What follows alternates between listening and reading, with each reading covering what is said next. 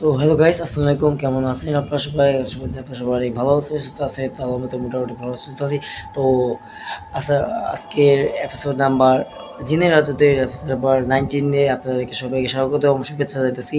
তো কথা না বলে চলুন ঘটনাটা শুরু করতে। তার আগে একটা কথা বলি, যা দেখতেছেন অবশ্যই ভিডিওটি শুরুতে শেষ পর্যন্ত দেখবেন। আর ভিডিওটি শুরু করার আগে একটা কথা, যা দেখতে চ্যানেলটি সাবস্ক্রাইব করবেন। আর ভিডিওটি ভালো লাগে ভিডিও লাইক দেন আর কমেন্ট করে জানাই আমার ভিডিওগুলো আপনার কাছে কেমন লাগে, ঠিক আছে? সো প্লিজ আপনারা যদি কমেন্ট করে জানান, তাহলে আমি বলি আপনারা যদি কমেন্ট করে জানান বন্ধুরা, তাহলে আমার কাছে খুব ভালো লাগে। আর আমাদের ওখানে ওই যে দেখতে পাচ্ছি স্টোর রুমটা, ওখানে মানে খুবই ভয়ঙ্কর রাত্রেবেলা সব মানে ছায়া দেখতে পাচ্ছি। তো আজকে এই বিষয় নিয়ে আপনাদেরকে বলার চেষ্টা করবো, ঠিক আছে? কারণ স্টোর রুমগুলো আমি তাকালে আমার কাছে খুব ভয় লাগে, তো এই জন্য আমি এখান থেকে ভিডিও করতে চাই। মানে ভয় লাগে বন্ধুরা। এই যে দেখতে পাচ্ছি পিছনে স্টোর রুমটা, এটা কিন্তু স্টোর রুম। এখানে মনে করেন খুবই মানে বাজে বা বিশ্রী গন্ধ আসছে যখন আমি বাসা নিয়েছিলাম, হ্যাঁ। তো যে ওই ঘটনা সম্বন্ধে আপনাকে বলবো, যা দেখতে আসে অবশ্যই ভিডিওর শুরু থেকে শেষ পর্যন্ত। আর হ্যাঁ, একটা কথা যখন দেখবেন অবশ্যই নিরিবিলি অবস্থা দেখবেন, ঠিক আছে?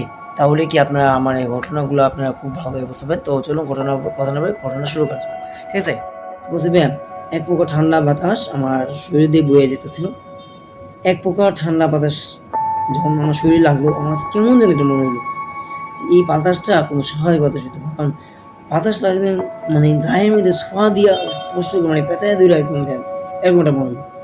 মানে ছোঁয়া দিয়ে স্পর্শ করে অনেক জোরে একটা স্পর্শ করে বা ম্যাক্সিমাম বাতাস হালকা লাগে না, বাতাসটা তার বুকের মধ্যে বা শরীরের মধ্যে চাপ দিয়ে মানে এরকম গেল এরকম। এবং মনে হলো যে ঠান্ডা বাতাসটা অতিরিক্ত ঠান্ডা এরকমটা মনে হচ্ছে। অথচ যে আবহাওয়াটা কিন্তু এত ঠান্ডা ছিল না। আমি যখন ভ্যান নামার কিছুক্ষণ পরে হঠাৎ একটু মানে একটা ঝড়ো হাওয়া মতন একটা ফিল করলো। লাগে যেন তুফান লাগলো। মানে অনেক বাতাস আসতেছে। তুফান মনে আসছে এরকম। যদিও এটা তাও হাঁটতে দুপুরে হাঁটতে হঠাৎ করে তার কাছে মনে হইলো যে তার পিছে কি জানি হাঁটতেছে। হাঁটতে তো হাঁটতে সামনে গেল, দেখতে পেলো একটা বুড়ি বসে কাঁদতাছে। সে বলল যে, "এ বুড়ি", মানে বুড়িজি, আমি না বুড়ি না আরকি। বুড়ি বলতে গেলে একটা খুনখুনা বুড়ি। সে বসে কান্না করতেছে।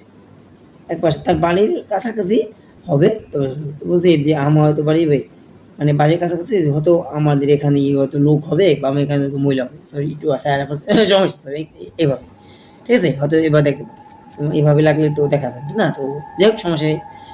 এভাবে রাখুন, ঠিক আছে? আচ্ছা ঠিক আছে, আমরা ঘটনা বলি একটু খেয়াল করেন, হ্যাঁ? আচ্ছা, যদি ঘটনা যে বুড়ি এরকম বুঝবেন, আমি যখন দেখতে পাই বাসার কাছাকাছি এসে পড়ি, তখন এটা দেখি বুড়ি বসে কান্না করতেছে। খুবই কষ্টদায়ক অবস্থা কাটাচ্ছে। এতটাই কান্না অবস্থায় আমি একটু মায়া লাগে গেল। সে তাকে জিজ্ঞেস করলাম, "বুড়ি, ও বুড়ি, আপনি কান্না করতেছেন কেন? আপনার কি হইছে? আপনার ছেলে কি আপনাকে খারাপ কিছু বলছে? মানে বকাঝকা করছে? বা আপনার ছেলে কি আপনাকে বাহির করে দিছে বাড়ির থেকে? বা কোনো ঘটনা ঘটছে? কিছু হইছে? আপনার সাথে কি হইছে? আপনি বলেন। আপনি খেয়াল করুন। আপনার সাথে কি হইছে?" বারবার বলতেছে। কোনো উত্তর নাই। মানে কোনো উত্তর দিতেছে না। আবার বলতেছে, "বুড়িজি, বুড়িজি মানে নানিজি", আচ্ছা এখন বুড়ি বলছে না, নানি বলছে।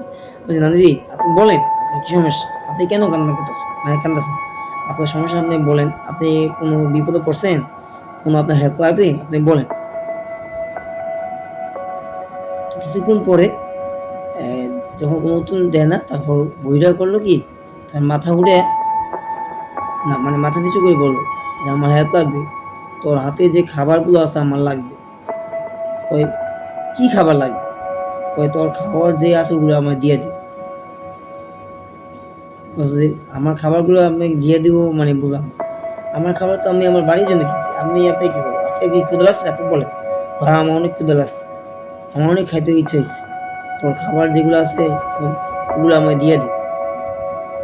তখন বলে যে, "সব খাবারগুলো যদি দিয়ে দিই তাহলে ঠিক আছে, আপনি ১ প্যাকেট রাখেন তাহলে?" কয়, "না, সব দিয়ে দে।" যখন বুড়িটা তার দিকে তাকায়, সে অনেকটা হতভম্ব হয়ে যায়। দেখতে পায় যে ওটা কোনো সাধারণ মানুষ না। এটা অলৌকিক চেহারা। মানে চেহারাটা খুবই ফ্যাকাশে এবং মানে মুখটা অনেক মানে ছোট আকৃতির, হ্যাঁ? মুখটা অনেক ছোট আকৃতির এবং মানে সে যদি বলি তার অনুযায়ী বলি, সে যেটা দেখতে পারছে আরকি, হ্যাঁ? মুখটা অনেক ফ্যাকাশে এবং মোটামুটি ছোটো আকৃতির, ছোটো আকৃতি এবং চোখগুলো একটু মানে বড় বড়, কিন্তু দেখতে ফ্যাকাশে, হ্যাঁ একটু অদৃশ্য টাইপের আর কি। তো সে বললো যে তোর খাবার যেগুলো আছে আমার সব দিয়ে দে, আমার খুব ক্ষুধা আছে, তোর বলছি না আমার খুব ক্ষুধা আছে, দিয়ে দে। কই না দিদি, আপনি যদি সব খাবার দেন, আমি আমার আমার ফ্যামিলি কীভাবে নিব? তো আপনি একটা ব্যাগ রাখেন খাবার, মানে ভাজা পোড়াটা রাখেন, আর কিছু আমাকে দেন। তো ওগুলো আমার আত্মীয় স্বজন আমার জন্য কিনছি, আমার বোনের জন্য কিনছি, আমার ভাইয়ের জন্য কিনছি, আমার ছোটো ভাইয়ের জন্য কিনছি। হ্যাঁ, এখানে অনেক খেলনা টেলনা আছে, অ্যাড আছে, তো সবগুলো তো আর দেওয়া যাবে না, তো যে খাওয়ানো সবগুলো দেয়। তো আচ্ছা ঠিক আছে, নেন তাহলে নেন, সমস্যা নেই। তো এই কথা বলে শেষ হবে। হঠাৎ করে দেখলো, মানে সে বুঝতে পারলো যে এটা কোনো মানুষ না, অত স্বাভাবিক না, অত কোনো খারাপ বা জিন হতে পারে। সে একজন যখন দিয়ে দিল, ওই বুড়ির আর কিছু করলো না, তাকে কোনো ক্ষতিগ্রস্ত করলো। খাওয়া দিয়ে কোনো খাবারটা নিয়ে, মানে খাবার হাতে একটা দিল, খাবার একটা দিয়া আস্তে আস্তে হাইটে দেখো। সে হাইটে যখন গেল, হঠাৎ করে কেমন যেন এটা মানে উড়া হয়ে গেল, মানে এক প্রকার একটু সামনে দিয়ে তাকায়, এবার সব পিছনে দেয় উড়াও। হ্যাঁ, সে একটু হঠাৎ কি রে এই ব্যাপার না, একটু আগে দেখো সাথে সাথে, তখন সে বুঝতে পারে 100% যে আসলে এটা কোনো মানুষ না, এটা বুড়ির রূপে আসছে কি, কিন্তু এটা জিন, অলৌকিক একটা জিন হবে, যেটা আমার কাছে খাবার চেতেছে, ভাজা পোড়া জিনিসটা চেতেছে। খুবই অদ্ভুত। আরও মজার বিষয় ওইটা, অবাক হবেন যে ওই জিনিসটা আমার কোনো ক্ষতি করে, যদি আমি কোনো খাবারগুলি না দিতাম বা অস্বীকার করতাম, দিতে চাইতাম না, এরকম বলতাম, তাহলে সে আমাকে কোনো ক্ষতি করতে পারত। তো এই ছিল ঘটনা কি। আসলে তো আপনার কাছে একটু ঘটনা বলেছে বুঝতে পার। তারপরে দিদিকে আমার কাছে অনেকটা শরীরটা খারাপ লাগছে, জ্বর লাগছে। হ্যাঁ, আমি জ্বর থাকা অবস্থায় আমি আমার আম্মুর কাছে বলি যে আমার শরীর খুব খারাপ, তো কবিরাজের কাছে নিয়ে গেছে। তো কবিরাজ বলছে যে আপনার ছেলেকে একটা দিনে নজর দিয়েছিল, খাবার দাবার ভাজা পোড়া যখন নিয়ে যেতেছে, তো নজর দিয়েছিল, তো মানে ভাজা পোড়া নিয়ে যাওয়ার সময় গিয়ে ঠিক আছে, মানে মানে খাবার এক কথা নিয়ে যেত, তখন নজর দিয়েছিল আর কি। তো তখন থেকে আপনার ছেলেকে টার্গেট রাখছিল যে খাবার খাবেই খাবে। শেষমেশ আপনার বাসার পাশে এসে যে বসে, ওই জিনিসটাই ছিল এতদিন আপনার ছেলে পিছিয়ে যে ভ্যানের অবস্থা থাকা অবস্থা, দূরে রাস্তা ছিল বা পিছন দিক দিয়ে যে নজর দিতেছিল, হ্যাঁ, যে হাইটের রাস্তা আস্তে আস্তে, এখন তার কাছে মনে হচ্ছে ওই জিনিসটাই বুড়ি অবস্থা আছে, কিন্তু জিনিসটা কোনো সাধারণ একটা মহিলা ছিল না, ওটা ছিল একটা জিন, এটা এক প্রকার বদজিন বলতে পারেন। যদি খারাপ খাবারগুলো দিচ্ছে দেখে আপনার ছেলে বেঁচে গেছে, যদি খাবার না দিলে হয়তো কোনো না কোনোভাবে ক্ষতিগ্রস্ত হতো, ক্ষতি করতে হতো। হ্যাঁ, তো এই ছিল ঘটনা। আছে আশা করছি আপনার কাছে ঘটনা পাচ্ছে। তারপরে থেকে আর কোনো ঘটনা ঘটায়, তো কড়া পানি খেয়েছি আর একটা তাবিজ দিয়েছি খোলা, তারপর থেকে কোনো ঘটনা ঘটে। পরবর্তী থেকে আমি রাত করে খুব কমই বাড়িয়েছি, কমই আসছি আর কি, এটা বলছে আর কি। তো যাও, এই ছিল ঘটনা আর কি। তো বন্ধুরা, আজকে আমার একটা ছোট ঘটনা বলি, যদি না বলে পারি না। আমি যে কি বলবো, যখন আমি আমি এক ঢাকায় চাকরির জন্য যাই, আমি চাকরি খোঁজে আজ থেকে প্রায় 4-5 মাস আগে কোথায় চাকরি করতাম। সেটা হচ্ছিল আপনার একটা কি বলবো, একটা ফ্যাক্টরি, কি বলবো, সঠিক মনে পড়তেছে। সেটা হচ্ছে আপনার এই যে আইসক্রিম ফ্যাক্টরি, আইসক্রিম বলতে গেলে এই যে পোলার যে আইসক্রিম না, পোলার আইসক্রিম, পোলার আইসক্রিম, মানে বলতে পারেন একটা, সরি ফ্যাক্টরি না ওইটা, নাকি মানে এটা শপ, মানে পার্লার, আইসক্রিম পার্লার না, আইসক্রিম পার্লার, যে আইসক্রিম মানে বানায় আর কি, মেশিনে দিতে না বানায়, ওখানে গেছিলাম, আমি ইন্টারভিউ দিয়েছিলাম। তো ওখানের যে ইন্টারভিউটা দিব, কথাবার্তা বসে, তো অনেক রাত করে আমি আসছিলাম। হ্যাঁ, দেখতে পাই যে যে লোকরা কাজ করছে, করছে, আসে বলতেছি, হ্যাঁ যে ভাই আমি এখানে চাকরির জন্য গেছি, আমি কাজ ইন্টারভিউ দিছি। তো কোন জায়গায়, মানে বলছে ভাই আমি চাকরির জন্য ইন্টারভিউ দিয়েছিলাম ওইখানে, কথা বলছে ওই এই যে ঢাকার মিরপুর সাইডে, মিরপুরের একটু সামনে আর কি। সঠিক মনে পড়ছে না। তো যাই ওই ঘটনা আমরা করেছি, আপনার ঘটনা যে বলি, আসার সময় রাত করে আমার কাছে এই যে থাকে না যে আসছি, কোনো অটো পাইনি বা বাসও পাইনি, অনেক কষ্ট করে আসছি, হাতে কষ্ট অটো বাস পাইছি। তার তো আসতেছিলাম, আমার কাছে মনে হয়েছে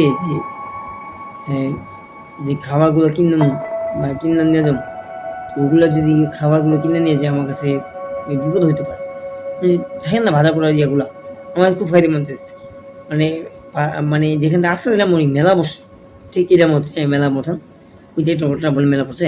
তো আমিও যখন খাবারগুলো কিনে নিয়ে আসলাম না, সত্যি কথা বলিব না, আমার কাছে মনে হলো যে যে চিন্তা ভাবনা করছে সেই একই। ভাবছিলাম যেহেতু কোনো কিছু দেখতে পারি, হয়তো ভাজা পোড়া যদি কোনো ক্ষতিগ্রস্ত হতে পারি।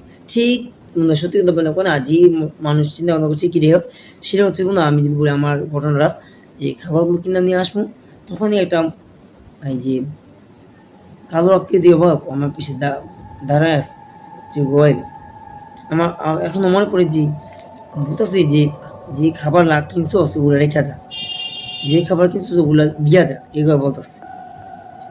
আপনি কি ভাই? আপনি কি চান? আপনি আমার থেকে কি চান? মানে আপনি তো চিনলেন না। আপনি আমার খাবারগুলো আমি মানে এটা বললাম না। আপনি খাবার কিনবেন। আমি এত কষ্ট করে টাকাটা কিনছি, আপনাকে আমি খাবার কেন দেবো? আপনি কিনে নেন। কয় না, আমি কিনবো না। তুই যে খাবার কিনছস আমাকে দিয়া যা। আমাকে অর্ধেক কিলো দিয়া যা। তো আমি কোনো কথা না বলে ১ প্যাকেট অর্ধেক দিয়ে গেছি। ঠিক আমার সাথে ঘটনা ঘটছে। যে ঘটনাটা যে বললাম ঠিক আছে? ওই যে একটু আগে যে বললাম। তো এই ঘটনার সাথে মিলে গেছে এইজন্য মনে পড়ছে বললাম, ঠিক আছে? তো একই অবস্থা। তো খুবই অদ্ভুত ওই লোকটা না পুরা কালো চাদর দেওয়া, হ্যাঁ, কালো চাদর দেওয়া মুখটা দিকে মানে মুখ দেখা যায় না, মুখটা দেখা যেত এরকম করে এরকম থাকে, হ্যাঁ, এরকম। আমি রাতেরবেলা তো অনেকটা ভয় পেয়ে যাই। তো ভয় পেয়ে তাহলে ওদের ১ ব্যাগ দিয়ে দিই। আমি ৩-৪ ব্যাগ মানে ২ ব্যাগ বা ৩ ব্যাগ সর্বোচ্চ ভাজা পোড়া নিমকি-টিমকি ওগুলা অনেক কিছু কিনছিলাম আসার সময়।